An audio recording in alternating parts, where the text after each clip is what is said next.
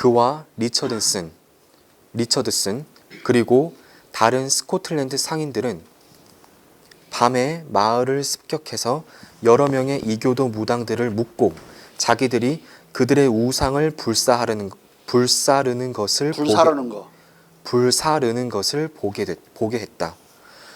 크루소와 그의 패거리들은 그들의 신앙에 이러한 타격을 가하고 서둘러 카라반을 데리고 그곳을 떠난 뒤 그곳을 다스리는 러시아 총독이나 러시아 상인들에게 이 사실을 함구했다. 그런데 이 사건으로 인해 네르친스크의 러시아 관리들과 3만 병력을 거느린 타타르인들 간에 심각한 갈등이 일어났다. 크루소와 그 패거리들은 벙어리 신용을 하며 모르는 척했으나 결국 진상을 알게 된 유목민들은 스텝을 가로질러 그들을 추격했다. 시베리아를 가로지르는 이 도주는 어느 면에서 문화적, 신학적 갈등의 결과와 식민 행정의 어려움들로부터의 도주였다. 우상을 파괴, 방화하고 벙어리 신용을 하고 차르의 관리들에게 성낭 몽골 기병들을 처리하도록 내맡긴 것이다. 기독교적 신앙의 행위로서 우상을 불태우고 도주하는 것은 함선이 바다에서 가짜 국기를 내다 거는 짓과 유사한 비겁한 위선이었다. 이게 바다에서 가짜 국기를 내걸거나 그런 교태한 국기를 내거는 것은 비겁한 행위일 뿐만 아니라 국제법 위반이에요. 이건 끝까지 처벌하는 위반이라고. 근데 자기들이 아는 것처럼 딱 함구하고 실은 그것 때문에 지금 전쟁 나게 생겼는데 그래도 결국은 알아내갖고 얘네들을 추적하잖아요. 자. 신의 영예를 옹호하는 것이 위선이고 반달리즘 이도다. 반달리즘이 뭔지 알죠? 반달리즘은 스칸디나비아에서 내려온 그 노르만족의 일족인데 반달이 로마의 여러 도시를 침공해가지고 엄청 많이 다 파괴해버렸어요. 그 이후에 본능적 파괴주의? 파괴하는 짓거리? 그걸 가르쳐서 반달리즘이라고 그래. 뭐 문화적인 거 있으면 다 부숴버리는 거. 그래서 그 훌리건들이 반달리즘에 많이 빠져있다고 그래요. 훌리건이 뭔지 알죠? 김찬숙 씨 훌리건이 뭐야? 알아? 영국 축구장 남경부를 훌리건이 유럽에 미국에는 없는 것 같은데 축구가 없어서 그런가? 축구장에서 지면은 보통 진놈들이 그래. 진놈들이 그냥 축구장 다 때려 부숴버리고 막 난리 치는 거. 훌리건들의 반달리즘이라고 그러죠. 축구장 뭐 부시는 게 아니라 그냥 나와가지고 축구장에서 나와가지고 나오면서 그 양쪽에 있는 상가들 다 때려 부수고 막 거기 그 교통 신호 체계 이런 거 있죠? 다 부수고 막 그냥 거기 있는 차도 불태워버리고 엎어버리고 전화 박스도 부셔버리고 이런 거 다 훌리건들의 반달리즘이라. 그런 하는 놈들을 훌리건이라고 부르고 하는 짓거리를 반달리즘이라고 그래. 독일 말은 반달리스무스. 독일 놈들은 뭔 뜻인지도 모르고 반달리즘은 파괴주의라고만 생각해. 예? 자. 아이러니컬하게도 크루소는 그가 경멸하는 예수의 선교사들의 전략을 채택한 것이다. 예수의 선교사들은 낯선 종교의 홍보를 당하기에 너무 아름답고 훌륭한 중국 황궁에서 의사, 화가, 상인, 천문학자, 역학자, 수학자 노릇을 했다.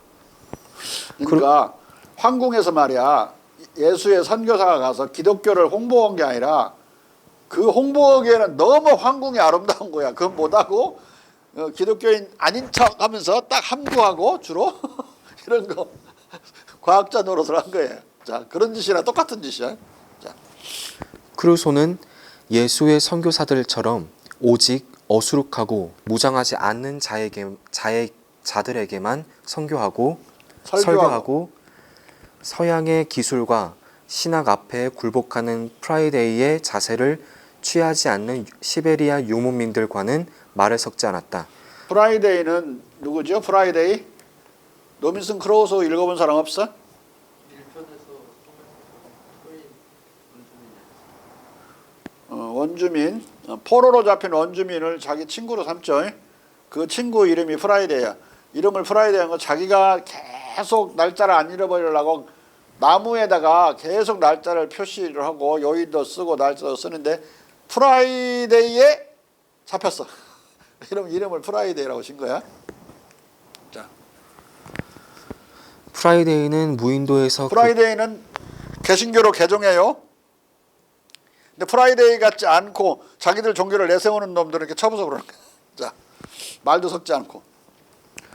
로빈슨 크루소의 더 먼 모험은 이국적 문화에 대한 도덕주의적 탄핵과 파괴, 서양적 도덕 표준을 그 배사장 여기 쓸데없이 왜 여기 글자 그 프라이데이는 부인도에서 그가 구해진 토인으로 기독교로 개종했다. 이런 걸 다른 글자체로 바꾸면 안 된다고. 이렇게 이상하잖아. 바로 같은 내용인데 지금 안 읽고 지나가게 된다고 독자들이. 이렇게 글자체가 바뀌면 같은 글자체로 놓고 글자 크기도 줄이면 안 돼요. 이건 내용이 지금 대등한 거라. 읽어볼 사람은 읽어보라고 지금 친절하게 해주는 건데 이렇게 해보면 안 읽어버린다고. 자, 서양적 도덕 표준을 보편 진리로 내리먹이는 횡포, 목적을 위한 수단으로서의 기독교 제국주의적 폭력을 제시할 뿐이다. 71세의 늙은 크루소는 남근 통나무를 불태움으로써 상인 모험가의 초남성성을 재확인하고 우상 숭배에 대한 승리를 선언한다. 이러한 선언은 궁극적으로 카라반의 안전과 그의 이윤에 아무런 위협을 초래하지 않았다. 중국 국경 바깥에서 기만을 생존, 이익, 자기 정의의 기본 전략으로 사용하는 기독교 상인들에게 하느님의 섭리가 미소를 보내기 때문이다. 그들도 결과적으로 그들이 비난에 맞지 않는 중국 상인들의 기만 전략을 채택한 것이다. 아니 자기들이 파괴해놓고 아무 말도 않고 기만하고 넘어가고 근데 중국인들은 장사할 때 사기친다고 많이 기만하고 그렇다고 욕을 많이 써놨거든요. 근데 결국은 지들도 살아남으려고 중국 상인과 같은 전술로 살아남은 거죠. 그 중에 가장 큰 잘못이라고 보고 구신교가 타협을 해야 된다고. 그래서 평화를 유럽에 가져와야 된다고. 그 타협을 위해서는 공자님으로부터 많은 그런 사랑을 배워야 된다. 공자를 활용해서 신구교를 유럽에서 화해시키려고 그래요. 이놈은 반대로 다른 문명을 쳐부수기 위해서 신구교를 타협시키려고 하는 악랄한 형태로 나타나고 있어요. 라이프니츠와는 완전 정반대죠.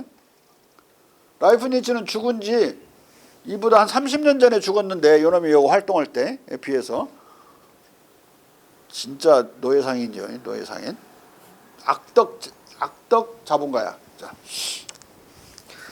그는 모스크바의 차르는 북방 유럽의 열강의 도움을 받아 중국 제국을 공격하기 위해서도 3만 6천 명의 보병과 1만 6천 기의 기병을 진군시키는 것을 불가능한 일로 느끼지 않을 것이라고 천명한다. 크루소의 꿈은 군사력에 의해 이교 세계를 축소시키고 지구의 표면으로부터 악마와 이슬람교도를 추방하는 것이다. 이런 생각으로 우리나라의 선교사들도 다 들어와 있어요. 다만 겉으로는 드러내지 않을 뿐이야. 그러니까 이제 이 지금 크루소의 꿈 속에 표현되는 디포의 사실 플랜이야 이게. 근데 이 책이 어마어마하게 팔리거든요. 영국에서. 이 사상에 다 적어도 싸구려로는 동정한다는 소리 아니야. 싸구려 영국인들은. 추루 영국인이 아니라 싸구려 영국인들. 그러니까 이게 기독교의 본질을 우리가 여기서 들여다볼 수가 있는 거야. 대중적인 의미의 본질, 본질적인 본질까지 다. 유교적 근대화와 유교국가의 서구적 근대화, 이게 양쪽에서 서로 패치워크가 벌어졌다는 이 부제에서 이 이론적인 책이 대충 어떤 논리를 제공하려고 하는지 알겠죠. 이런 디포를 이렇게 자세히 다루는 이유는 이 여기에 유정착사파들이 어떤 논리를 쓰고 있었는가. 대부분 유정착사파들은 기독교 원리주의적인 그런 제국주의, 기독교 제국주의를 견지하고 있었고 다니엘 디포를 말하는 거야. 로빈슨 크루소는 소설의 인물이고, 근데 로빈슨 크루소와 다니엘 디포 간에 별 차이가 없어요. 근데 약간씩 다른 점도 있으니까 정확히 한번 파악해 보자. 자, 디포는 누구인가?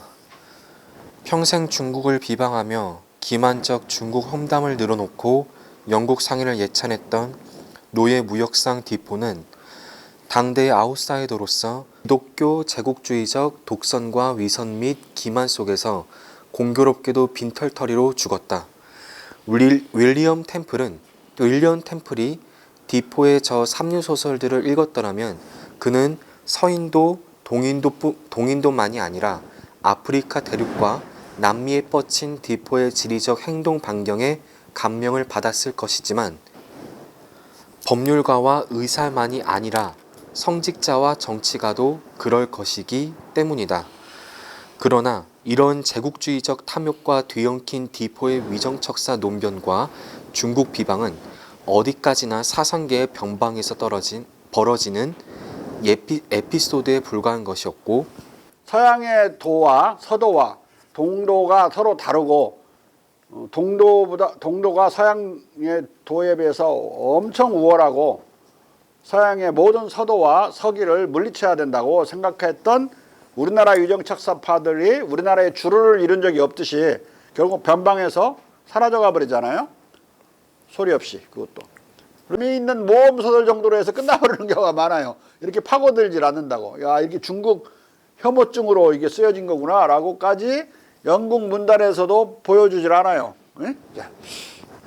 그리하여 영국의 반중 위정척사론은 조선의 위정척사론처럼 일시적으로 발악과 저항의 몸짓을 하다가 거의 아무런 반향을 얻지 못한 채 18세기 중반이 되면서 완전히 자취를 감췄던 것이다. 위정척사론의 유럽 중심주의적 위상, 우리나라에서는 19세기 후반을 거치면서 완전히 사라졌어요. 위정척사론이. 얘는 18세기 중반에 사라져버려. 자.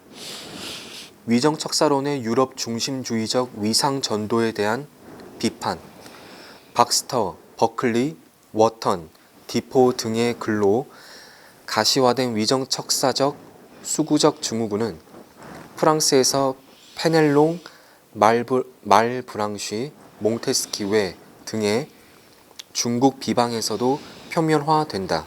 따라서 최근 유럽 중심주의적으로 뒤틀린 시각을 중립적 시각인 채 하며 18세기 중국 공자 열풍에 대한 배척 정서를 서양 고유의 계몽 정신의 일단으로 해석하는 견해가 대두되기도 했다.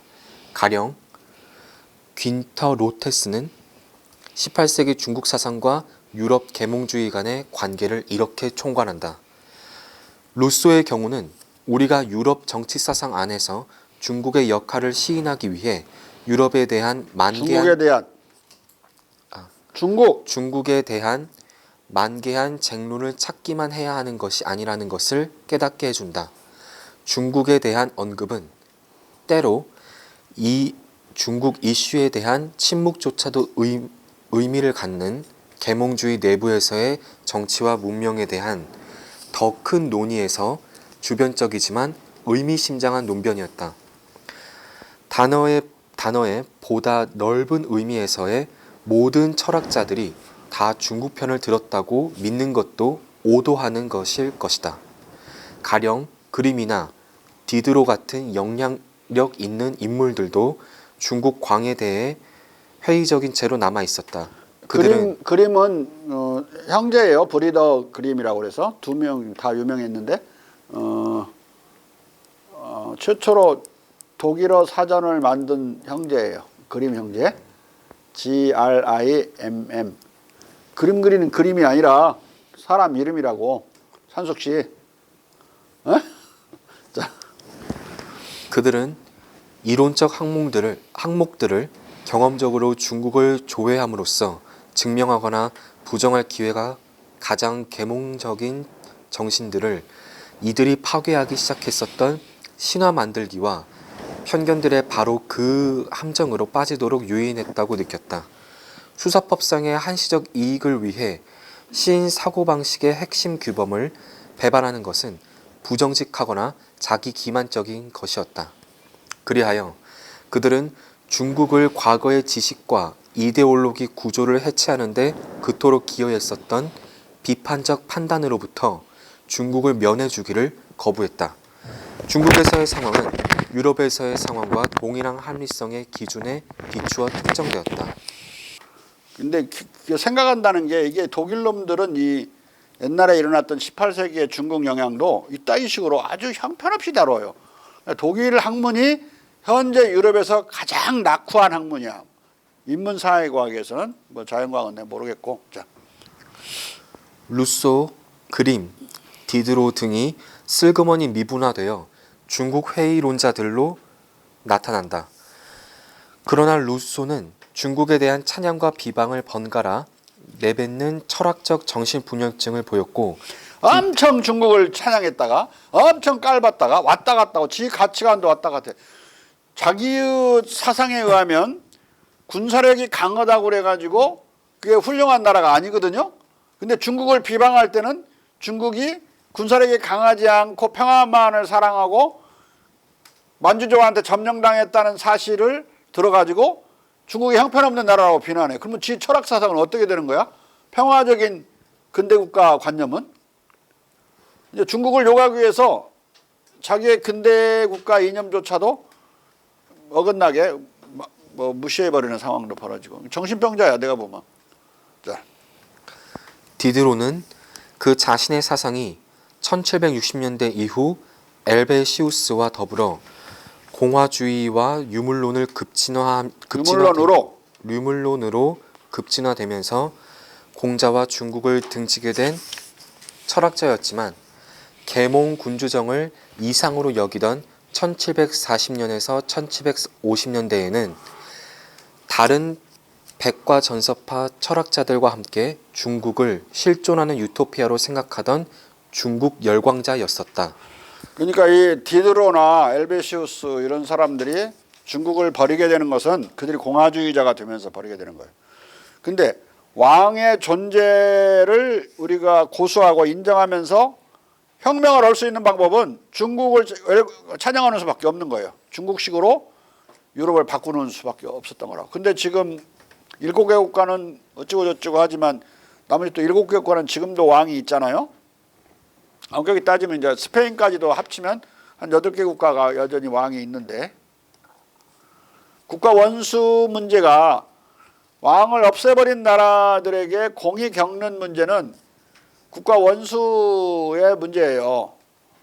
국가 원수를 어떻게 만들어내냐. 왕을 대신할 수 있는 원수, 국가 원수. 심각한 문제인데 별로 고민을 안 해. 정치학자들이. 네? 국가 원수 문제를 해결하지 못하기 때문에 독재로 흘러가는 거예요. 우리나라에서 대통령이 지금 뭐예요? 아무것도 아니잖아요. 동네 북이지 뭐. 미국에서 대통령이 뭐야? 동네 북이죠. 한 당파의 장이면서 국민의 원수? 이게 불가능한 거예요. 네? 근데 임금님은 원래부터 당파를 초연해 있잖아. 그러니까 국가 원수가 흔들리질 않아요. 그러니까 왕을 다 없애다가 갑자기 안 없애는 나라들이 나타나게 된 것이 국가 원수 문제가 아예 제기가 안 되잖아요. 왕의 나라는. 왕이 있는 나라는 국가 원수 문제로 고민을 안 해요. 근데 왕을 없애버리고 나면 국가 원수는 있어야 되잖아. 그럼 만들면 국가 원수 지위가 흔들린단 말이에요. 모든 당파들이 흔들어대니까. 어? 그럼 어떻게?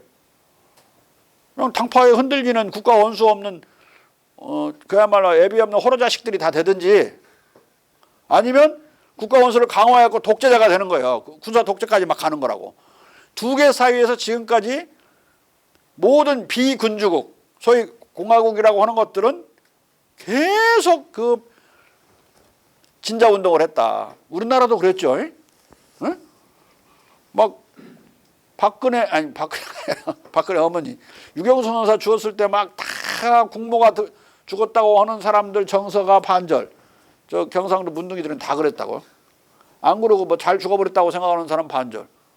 의견이 그렇게 극단적으로 엇갈리는 마당에 국가 원수가 전 국민을 대변할 수가 있어요? 박정희라고 하더라도? 공격 대상이지 다. 전라도에서는 공격 대상에서 박정희를 왼수로 알았다고. 원수가 아니라 왼수. 그러니까 이게 온 국민의 사랑을 받는 고종은 온 국민의 사랑을 받았어요. 왕이니까.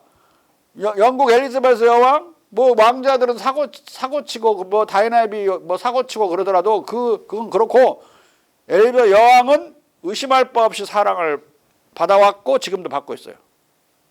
네덜란드 왕도 마찬가지고. 근데 그러지 않은 나라들은 둘 중에 하나, 힘없이 깨지는 동네 북이든지, 에? 아니면 힘이 없기 때문에 공격 안 당하는 독일 대통령 같은 대통령이든지.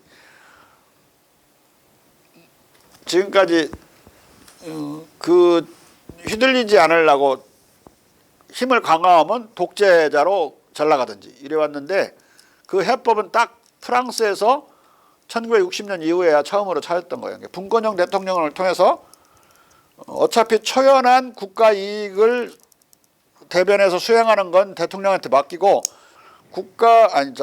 사회당 당수를 하다가도 대통령 출마를 할 때는 당수직을 내놔요. 그래서 그 당의 일개 하나에 그 당원에 지나지 않는, 그 소속감이 엄청 센 그런 사람이 아닌 걸로 바꾼 다음에 출마를 하고, 대통령이 돼서도 그런 외교 국방만 담당하니까 기자들이 대통령 쉽지를 못해요. 프랑스에서 프랑스 언론만큼 싸가지 없는 언론은 없거든요. 진짜로 걔네들은 사람들라면 힘든 애들인데 대통령을 씹는 경우가 없어요. 동네북이 아니지, 프랑스 대통령은 적어도. 그러니까 프랑스 2차 세계대전 전후를 해가지고 유럽에서는 국가 원수 문제를 공화국들이 해결할 때는 분권형 대통령제로 다 해결을 했다. 미국의 대통령제는 유럽에 없어요. 슬로베니아 하나 빼놓고 없어. 총리라고도 안 해요, 독일 사람들이. 칸슬러라고 부르지, 칸슬러. 영어로 번역할 때도 프라임 미니스터라고 번역 않고 챈슬러라고 번역한다. 에? 100% 그렇게 번역해요. 딸리 번역하면 안 된다고. 재상은 막강한 권력을 가진 사람이야. 그런 국회에 의해서 흔들리는 사람이 아니라고. 국회에서 불신임을 못 오게 돼 있는데, 재상이 임명한 장관도 불신임할 수 없어요. 독일의 기본법상. 불씨가 장관하고 있는데 자꾸 조그마한 소당 군소정당들이 자꾸 자기 불신임만 내가지고 뭐가지 자르려고 그래. 신경 안 쓰이겠어 이거? 비행기 타고 가다가도 야 몇 대 몇이냐 계속 물어봐야 되고. 그렇게 책임 정치를 무한히 추구해도 내각제에서는 가능한 거야. 왜? 군주가 계시니까 막 흔들려도 국가는 안 흔들려. 전국은 요동을 쳐도 국민은 안심하고 산다. 왜? 마치 그런 군주가 정치를 하는 것처럼 착각을 해요.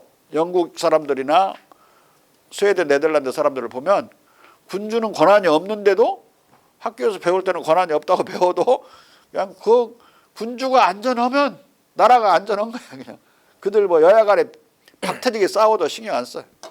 미국은 그렇지 않죠.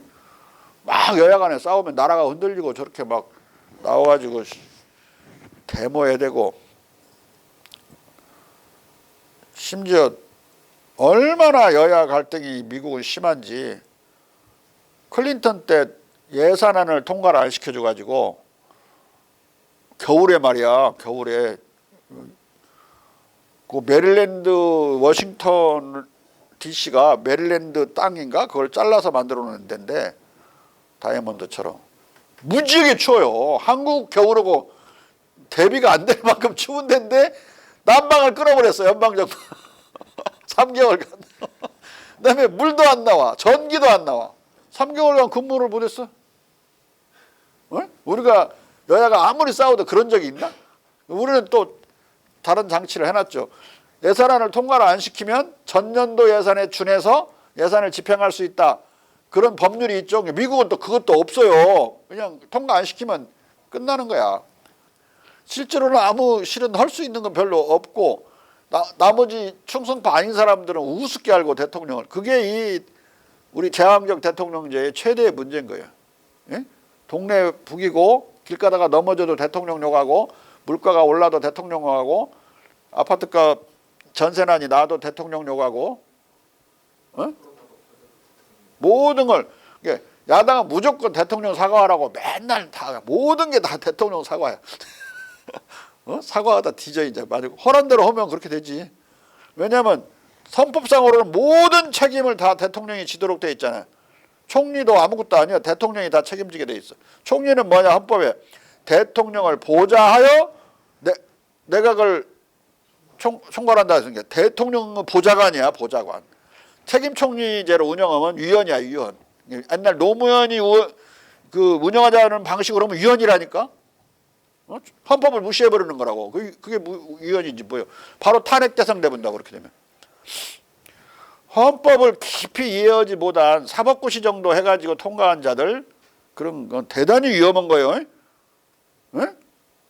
헌법을 엄청 깊이 연구한 박사들이 해야 돼요. 박사라도 잘 몰라 헌법이. 정치와 법 사이에 있는 아주 어려운 법이라고. 어려운 법. 그게 마음대로 대통령이 전권이 있다고 그래서 헌법을 완전히 위배하고 해버리면 위헌인데 그런 소리를 사법시험 통과했다고 막 그런 말을 해야 돼요. 지금 싸우고 있는 게 뭐예요? 지금 다 사법시험 합격한 놈들끼리 싸우잖아요. 추미애도 판사 출신이고 검사하고 오니까 다 사법시험 된 사람들이에요.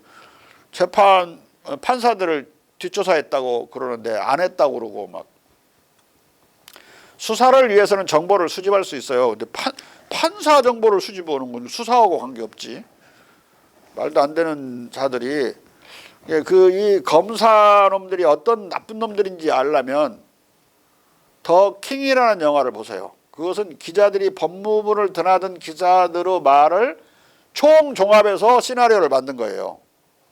그다음에 비밀의 숲이라는 걸 보라고. 이번에 나온 거. 지금 진행 중에 있을 거야.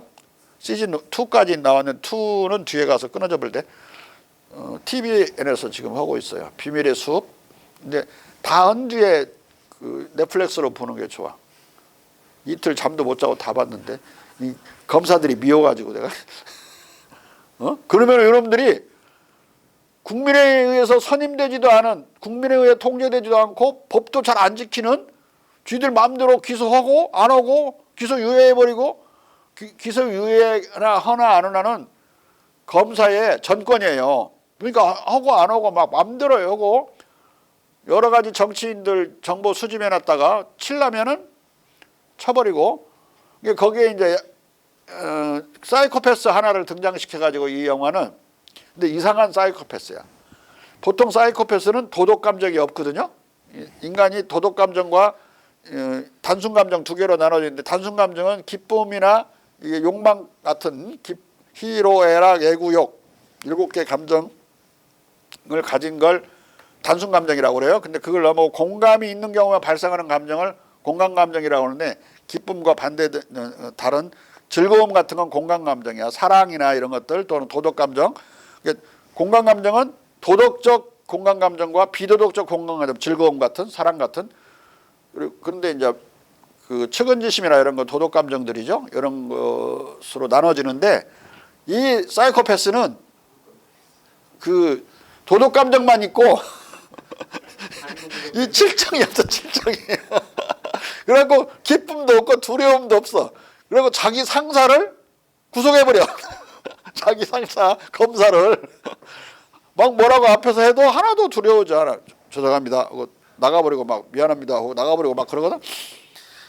그 또라이라는 인물, 또라이란 말도 많이 듣지만 사이코패스인데 뒤집힌 사이코패스. 참 창의력도 좋아.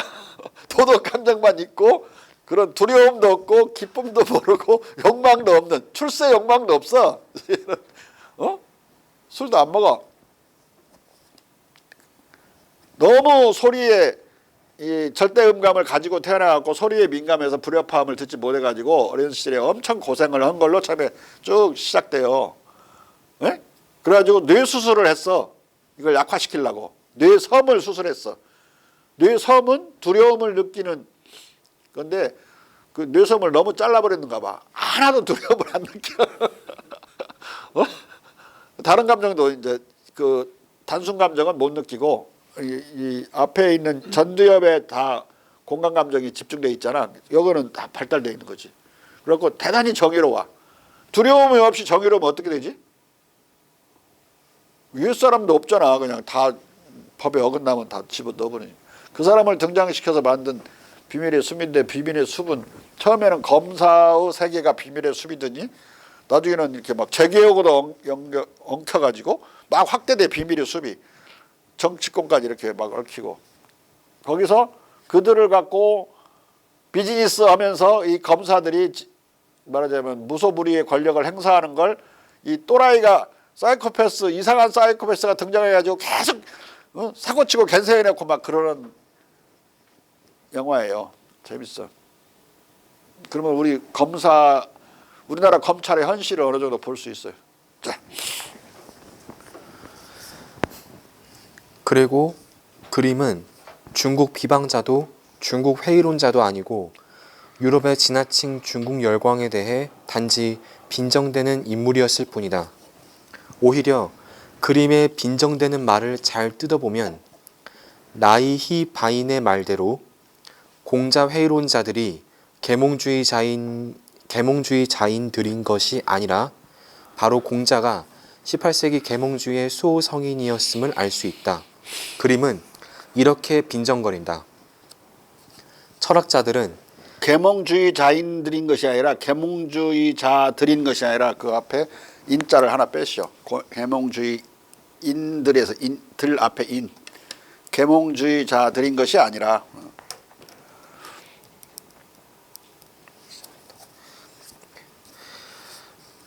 철학자들은 자기 나라 안에서 관찰하는 악패를 탄핵하고 제거하는 데 유익한 모든 것을 이 나라로부터 끌어댔다. 그리하여 이건 말이야. 그리하여 중국이라는 나라는 짧은 사이에 지혜, 덕성, 신의의 고국이 되었고 이 나라의 통치는 가능한 것 중에서 가장 훌륭한 것. 이 나라는 중국의 통치, 중국의 통치 체제, 중국의 정부는 이게 영어로 가버먼트라는 말이 아주 어려운 말이에요. 이게 정부라는 말도 되지만 통치라는 말도 되고 또 통치권이라는 말도 돼요. 세 가지 의미가 다 되기 때문에 우리로서는 참 번역하기 어려운 거예요. 자. 가장 오래전에 확립된 것이 되었고 중국의 도덕은 알려진 세계에서 가장 고상하고 가장 아름다운 것이 되었다. 중국의 예술, 정책, 산업은 마찬가지로 지상의 모든 국민들에게 모델로 쓰일 성질의 것이었다.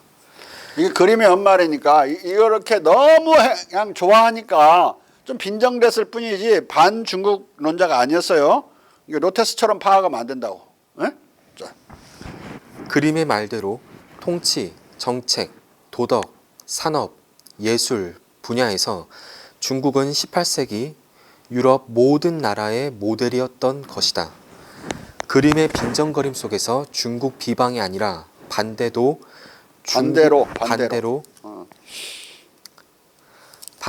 중국의 전범화가 선명하게 드러나고 있다. 이것은 움직일 수 없는 17, 18세기의 역사적 사실이다. 중동 유럽 귀족들에게 파리 소식을 전하는 시사 잡지를 팔아 명성을 얻은 독일 귀족 프리드리히 폰 그림이 비록 일그러진 귀족주의 정신에서 그 시대의 중국 열광 풍조를 빈정대고 있을지라도 시대상은 진실하게 묘사하고 있기 때문이다. 그리고 늘 근대성을 합리성으로 착각하는 로테스의 늘 자기 기만적이고 교만한 독일적 관점에서 보면 18세기 유럽의 근대성은 합리성의 기준으로 측정되었다는 말이 되고 만다. 자, 근대성은 합리성이 아니에요. 합리성은 그리스 시대의 합리주의가 추구됐던 거고 성경에서도 마찬가지로 합리주의가 추구되는 거다. 감정이 중요하지 않아요. 성경도. 감정 중에 사랑이 엄청나게 중요한 건데 구약성서 하나도 중요하지 않아. 사랑을 얘기한 건 예수님이지 그 모세나 이런 사람들이 아니라고. 성경의 최초의 말은 뭐냐? 최초에는 태초에 말씀이 있었느니라. 말씀이나 이성이나 같은 말하니까 태초에 로고스가 있었다. 원래 그렇게 돼 있어요. 히랍어로. 로고스는 이성, 말, 합리성 이런 뜻이야. 히랍어로. 우리말로도 말이 합리적이라는 말로 쓰이죠. 말도 안 돼. 그건 비합리적이다 이런 뜻이야. 말도 안 된다고 할 때. 예? 말이 합리성과 같은 것이라서. 그런데 계몽주의는 합리성과 정확히 반대되는 거다. 감성의 시대야. 감성. 감정을 중시하고 도덕감정을 중시하고 인간의 본성을 감정에서 찾으려고 했던 거야. 그리고 감각에서 찾으려고 했고, 경험주의는 감각에서 찾는 거죠. 어떤 것을 아는 것은 감각으로 받아들인 것만을, 경험한 것만을 아는 거니까. 경험한다는 건 감각으로 체험하고 받아들인다는 뜻이야. 그러니까 이 근대는 감성이 기준이지 합리성이 기준이 아니다. 엄청난 착각을 하고 있어요. 합리성은 중세와 고대를 뜻하지 근대를 뜻하는 게 아니다. 알아들어? 어? 네. 근데 철학의 본질을 감정으로 파악한 그러한 철학자는 공자님이었어요. 공자, 맹자. 7정과 4단지심을 인간의 본성론을 논할 때 처음으로 논한 사람들이죠. 이성은 존재하지도 않아. 그들에게는 중요치도 않고 존재하지 않는 것이다. 공맹의 경우에는 4단지심이라고 하는 4개의 도덕감정과 7개의 단순감정이 연구 대상이었던 거예요. 인간의 본질을 알기 위해서. 이성은 사람마다 너무 차이가 많이 나죠. 천재도 있고 천치도 있어가지고 그것이 인간의 본질이라면 인간은 너무 많은 종류가 있게 되는 거예요. 그런데 아무리 천치라도 인간의 감정은 보편적이고 도덕감정도 보편적이에요. 머리가 나빠도 머리 좋은 사람만큼 착할 수 있고 감정도 다 갖출 수 있는 거예요. 근데 두뇌는 다르다고 그랬죠. 공자님도 그걸 인정을 해요. 그래서 성상근 인간의 본성은 서로를 가깝게 해준다. 너는 본성이 가깝다라고 해도 되지만 상근이니까 서로를 가깝게 만든다고 동사로 번역을 해야 돼. 성상근이니까. 왜 가깝다요? 가깝다 하려면 근이 앞으로 가야지. 상자는 무조건 목적어야. 서로를 이라고 번역해야 된다고. 네? 그 다음에 습상원, 습관은 서로를 멀게 만든다. 이게 무슨 뜻인지 알겠지? 문법에 맞게 번역을 해야 제대로 뜻을 아는데 서당 끌어놓은 놈들이 문법이 뭔지는 아냐? 그냥 통하면 통하는 줄 알아. 그런데 그 뒤에 단서를 달아놨죠. 상지와 상지여 하우는 불이다. 변치 않는다 그랬어. 아니 이 습상원에서 인간의 습관과 풍습과 학습으로 사람들을 멀어지게 만드는데 그것이 멀어지게 만드는데 그럼에도 불구하고 상지 천재와 여하우 아래 어리석음 그러니까 천치지 천재와 천치는 그런 것에도 불구하고 변하지 않아. 아무리 가르쳐도 천치는 배우지 못하고 아무리 묻어놓고 멍청이라고 욕을 해야 되고 가둬놔도 천재는 그냥 거기서도 드러나는 거예요. 천재성이. 천재 가둬놓으면 아마 머리 써가고 다 열고 나와버릴 거야. 어? 근데 지능은 본성에서도 가깝지 않다는 이야기야. 그러니까 지능은 인간 본성에서 불평등의 요소지 같지 않은 요소지 같은 요소가 아니야. 나머지는 그럼 뭐야? 지능을 제외한 나머지 부분은 인간은 다 같다는 거지. 추구하는 가치가 같으니까. 추구하는 가치가 왜 같냐? 감성이 똑같으니까 가치가 같은 거예요. 에? 에? 인간이 추구하는 모든 가치는 궁극적으로 인간의 감정으로 다 귀일되고 돌아가는 거예요. 에? 어떤 물건이 왜 가치가 있어? 왜 빵이 가치가 있어? 사람이 먹고 싶으니까 욕망이 있으니까 가치가 있는 거야. 이 책이 왜 가치가 있어? 어떤 놈한테는 하나도 가치 없어. 이 책을 읽고 싶은 욕망이 없는 자에게는 이게 고문거리요. 아니면 대가리 맞는 맴매하는 매든지. 근데 이걸 가지고 싶은 욕망이, 있고 싶은 욕망이, 지식욕이 있는 사람한테는 가치가 있게 되는 거라고. 에? 아름다운 걸 보기를 좋아해 사람들이. 그러면 그 그림은 우리의 미학적 감성 때문에 가치를 갖는 거야. 모든 사물의 가치, 인간의 가치는 인간의 감정 때문에 있는 것이다. 다른 말로 가치는 센스, 의미이기도 하죠. 여기서 미닝을 말하는 게 아니라 센스를 말하는 거야. 센스는 감각도 되고 의미도 돼요, 영어에서. 그 말은 인간의 감각 때문에 나머지는 다 의미가 있는 거예요. 사람도. 사람 애인을 그리워하고 자기 자식을 그리워하고 사랑하니까, 사랑이라는 감정이 있으니까 다 자기한테 의미 있는 존재들이라고.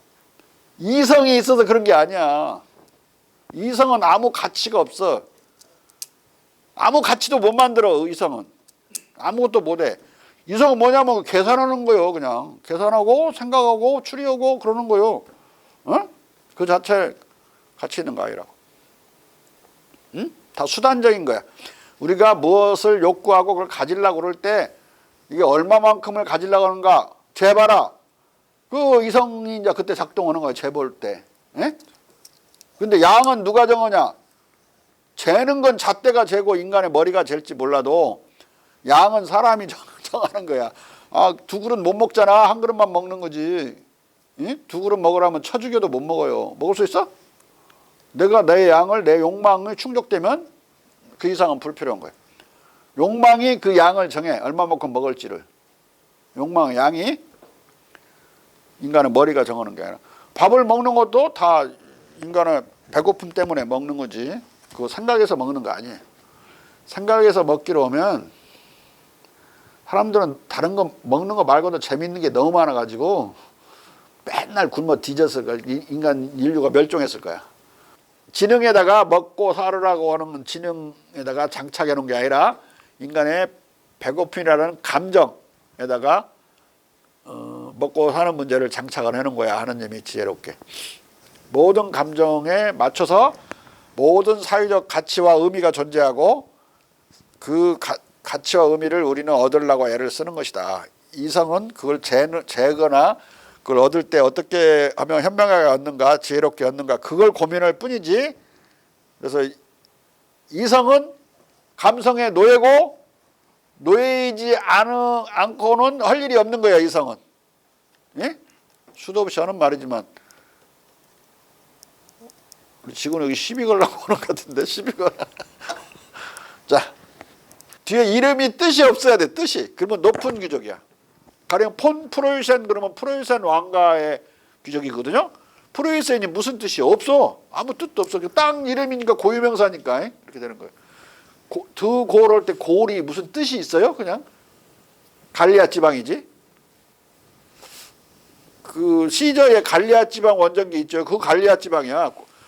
갈리아를 뒤에 모음 빼버리면 똑같이 GAUL인데 불어로는 골이라고 읽는다고. 드골. 골에 뭐 샤를야. 샤를러 드골. 예? 샤를러만 지 이름이고 드골은 땅 이름이야. 골 지방의 샤를러. 의미가 없어. 골인. 그냥 그 땅 이름이라. 바이체크처럼 의미 있는 게 아니라고. 자. 그러나 18세기는 결코 이성의 시대, 합리성의 시대가 아니라 느낌의 시대, 경험의 시대, 로코코의 시대였다. 볼테르의 중국 철학적 영국 경험론적 개종을 생각해보라. 그렇기 때문에만 당대 유럽 철학자들은 사랑, 동정심, 정의감, 공경심, 시비감각 등의 감성의 바탕을 둔 공맹 철학에 열광했던 것이다. 500년, 600년간 묻혀갖고 접한 적이 없었거든요. 이게 새로 등장하니까 와 새롭게 느꼈어요. 근데 이미 옛날에 있었던 거니까. 아우스티누스가 뭐라고 그랬어요? 시 팔로로슘. 나는 미스테이크 해도 존재한다 그랬어요. 내가 미스테이킹을 한다면 미스테이킹을 하는 그래도 나는 있어야 되잖아. 내가 착각을 해서 내가 존재한다고 내가 착각을 해. 그리고 착각하는 자기는 있어야 되니까 착각하더라도 시 팔러로는 착각하면 존재한다는 뜻이야. 팔러로숨이라고 말을 했어요. 데카르트가 어떻게 그냥 바꿨냐? 코기토 에르고 슘이라고 그랬어. 원래는 나는 의심한다, 코로나는 존재한다는데 의심은 생각하는 작용이니까 생각한다. 내가 존재하는지를 의심하고 생각하는 나는 적어도 존재해야 되죠. 첫 구절이 뭐라고 시작하면 홉스의 리바이드는 첫 구절이 모든 thought, 모든 생각은 밖으로부터 오는 거다. 이 thought는 관념을 이제 이렇게 영어로 한 건데 원래는 라틴어로 써야진 책이지만 영어로는 thought로 번역했어요. 다른 말로 전관념 외래설이야. 경험론자지. 그런데 엄청나게 투박한, 소박한 경험론자야. 인간이 모든 걸 외부로부터 받아들이는 건 아니거든요. 빨간 것을 빨갛다고 보는 건 우리가 타고나는 거예요. 빨강으로 빛을 반사하고 있는 그것을 우리가 알고 태어나는 건 아니지만 빨간 것을 빨갛다고 볼 수 있는 그 능력은, 심상 능력은 하늘로부터 받은 우리의 천성이라고. 근데 그것까지도 부정해버리니까 소박한이라고 내가 붙인 거야. 비판적 경험론자는 적어도 그런 심상들은 공자념을 비롯하여 심상은 제천성성이라고 그랬죠. 심상은 하늘이 만드는 거다 그랬어요. 그건 타고나는 거지, 천성으로 우리가. 그러니까 모든 것이 외래로부터 들어온 전관념 외래설은 그릇된 거라고.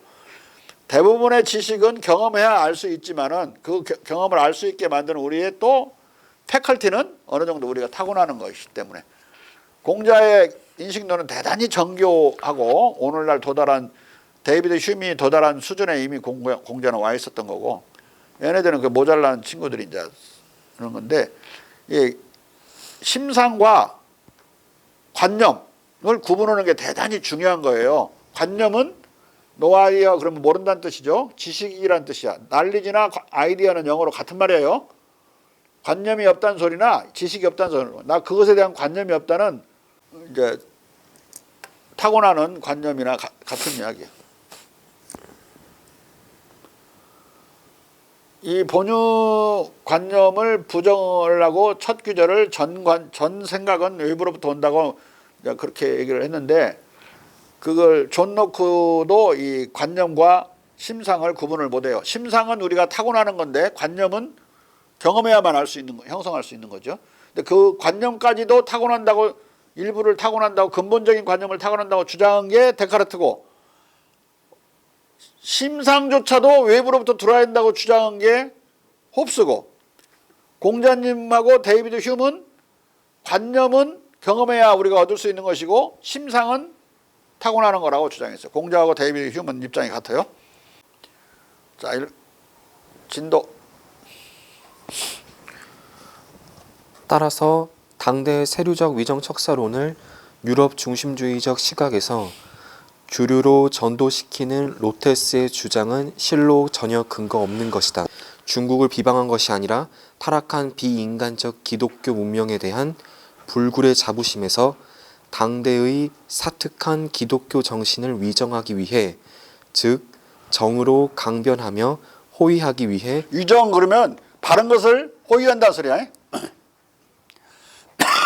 유정척사파 한국에서는 성리하고 도가 바른 것이고 그걸 지키겠다는 뜻이야. 호위하겠다. 계몽주의에 계속 저항하는 유정척사파는 옵스크란티즘, 목매주의를 대변했다. 인라이트먼트 정확히 반대말이야. 목매주의는. 그래서 옵스크란티즘의 오를 대문자로 쓰는 경우도 많아요.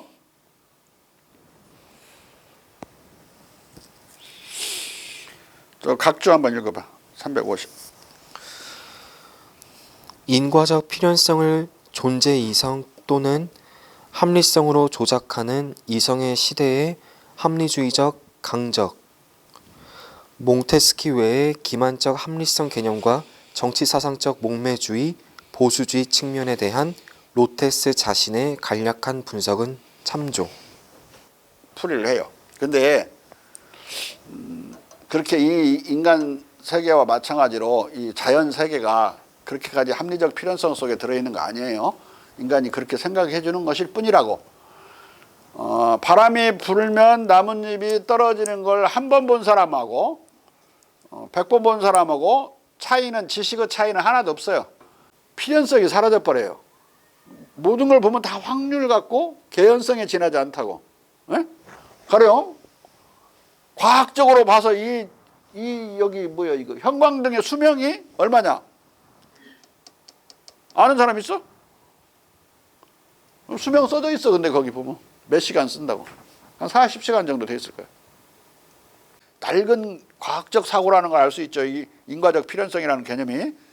그리고 내가 말하는 인간의 믿는 것도 하나의 과학의 요소라는 거. 자연과학의 가장 밑바닥에는 인간의 확신이라는 믿음이 들어있는 거고 확신을 형성하는 것이라는 거. 다만 자연과학을 우리가 그렇게 믿을 만한 정도는 개연성의 정도지 100% 확실한 거 아니다. 어느 토막을 내가지고 자연의 현상의 반복적인 거, 물이 아래로 흐른다고 하는 반복적인 현상을 보고 천리니 뭐니 그런 식으로 막 딱 고정시켜버리면 다 성리학자가 되는 거야. 그리고 과거의 합리주의자가 되는 거고. 합리적인 건 하나도 없다. 물이 자유롭게 흐르는 어떤 일단의 규칙성을 그렇게 절대화시키고 지구가 해를 돈다고 그랬지. 너 죽을래? 그러니까 자기가 왜 그것 때문에 왜 죽어? 아이가 안 돈다고 나오면서 복도에서 이제 그랬다고 전에 말이 그러는 거야. 그래도 지구는 돈다고. 어? 도호 베벡트 시티 에르데라고 이제 독일 말은 그렇게 번역되는데 도호 베벡트 시티 에르데 지구는 그래도 돈다고 해를 돈다고. 응? 여기서 보니까 해가 우리를 도는 것 같잖아. 우리 관찰해서. 그것이 절대적인 거냐. 만약에 성리학자가 고정을 시키면 그게 천리인 거야. 말도 안 되는 천리가 나오는 거야. 그렇게 해서. 어? 틀릴 수 있다는 일체의 회의를 불식시키는 게 그 절대주의야. 합리주의고. 그러면 만약에 심상을 타고나지 않았으면 어떻게 되지? 빨간색을 볼 수 있나? 어? 없어요. 다 빨간색이 생명이라고 쳐. 빨간색 생명 많지? 어떤 날 할아버지 텔레비 나왔는데 할머니가 맨날 이래요. 고추 따는데 빨간색을 못 봐. 빨간색을 인지하는 사람도 그 자체 광파를 빨간색을 반사하는 성질을 가진 색소가 있다는 걸 알지 그 색소 자체는 몰라요. 사물 자체를 모른다고. 인간은 그걸 알 수 없게 돼 있어. 물 자체라고 그래 칸트가. 사물 자체는 딩 안스이는 알 수 없는 것이다. 네? 그 표피만 좀 인간이 아는 거야. 그리고 아는 것이 조금일 때는 아는 것과 모르는 것에 닿는 면적이 적어요. 이게 조금 할수록 아주 용감해. 다 알 것 같아. 막 커져. 당구공만큼 마를 때는 무식과 유식의 그 접촉 면적이 적지만 당구공보다 더 크게 알면 유식과 무식의 면적이 더 많아지지. 많이 아는 사람은 모르는 게 더 많은 거야. 결국은 절대 진리를 인간은 알 수 없고 득도를 할 수 없는 거야. 인간은. 득도라는 건 저 합리주의자들이 말하는 또는 그런 도교나 성리학자들이 말하는 뻥 중에 왕뻥이야. 득도는. 인간은 근도할 수 있을 뿐이다. 도에 가까이 갈 수 있을 뿐이지 근도라는 말은 다른 말로 프로바빌리티야. 개연적으로 우리가 알 수 있을 뿐이지 절대 진리를 알 수 없다는 뜻이야. 득도는 못한다. 인간은. 공자님은 그래서 지소선우면 선우를 알면 즉 근도할 수 있다고 그랬지 득도한단 말은 쓰지 않아요. 유교 철학에는 득도란 말은 없다. 네? 절대 진리를 얻을 수 없다는 걸 인정한단 말이에요. 그걸 인정해놓고 보면 어떤 합리적인 절대 진리도 용납될 수가 없는 거예요. 가장 극적이고 광적인 표현이 공산주의야. 모든 걸 계산해서 경제를 아주 계획적으로 할 수 있다는 계획경제를 세웠죠. 그리고 절대로 그런 합리적인 판단은 오류일 수 없기 때문에 합리적으로 사고하는 공산당은 불가류다. 불가오류. 오류를 범하지 않아. 공산당이 유명한 태제죠. 공산당은 틀리지 않는다. 근데 맨날 틀려. 다음 놈이 나와서 또 비판하고 또 스탈린 비판하고 호르시초프 또 비판하고. 아니 그런 거 많이 보니까 북한에서는 안 되겠구나. 합리적으로 해갖고는 이게 되질 않네. 아예 종교를 만들자 종교. 그리고 김일성 왕조는 하나의 종교예요. 나머지 모든 종교를 박멸해버리고 자기들이 교주야. 예? 그러면은 이제 완전히 초합리적인 왕창 비합리적인 체계지. 그냥 믿습니다 이제. 그러면은 안전해. 왜냐면 그런 식으로 돼버리면 사랑제일 같은 미친놈도 엄청난 사람을 거느릴 수 있잖아요. 북한은 그런 종교적 체제로 되어 있다. 단순히 북한을 이해한다고 착각하면 안 돼요. 정치적으로 이해하고 합리적으로 이해할 수 있는 게 아니라고. 그냥 지존이 아니야. 그 최고 존엄이야. 최고 존엄. 신이야 신. 어? 그 김일성 동상 막 닦잖아요. 한 3년. 그러면은 뭔 칭호 줘 칭호. 그래갖고 그 사람은 잘 먹고 잘 살아. 동상 닦았다고. 어? 신적인 존재를 불났는데 자기 목숨이 이태로워도 김일성 수령동지하고 김정일 수령동지 사진 갖고 튀어나오잖아요. 엄청난 영웅대. 어? 근데 만약에 그걸 갖고 나오다가 그걸 밖으로 딱 던지고 자기는 불타 죽었다. 국민의 영웅. 어? 어떤 체제인지 알겠지? 그냥 내셔널한 체제가 아니야. 내셔널한 체제는 바로 틀리기 때문에 다음 체제에서 비판한다고. 이게 스탈린도 비판하고 또 후르츠초프 비판하고 계속 비판하는 거야. 브레즈도 비판하고. 합리적인 체제에서는 틀리니까 맨날. 틀려도 비판하지 못하게 만들려면 합리성을 초월해버려야 돼. 거듭말의 기억을 완전히 지워버린 19세기 이래 강화되어 온 유럽 중심주의에 빠져 있다. 그야말로 개구리가 올챙이적 생각 못하는 격이다. 과거에 중국화를 통해서 근대화를 이룬 나라들이 서양의 11개 국가인데 그들은 19세기를 지나면서 완전히 잊어버린 거야. 자기들이 중국 유교화 됐다는 사실을.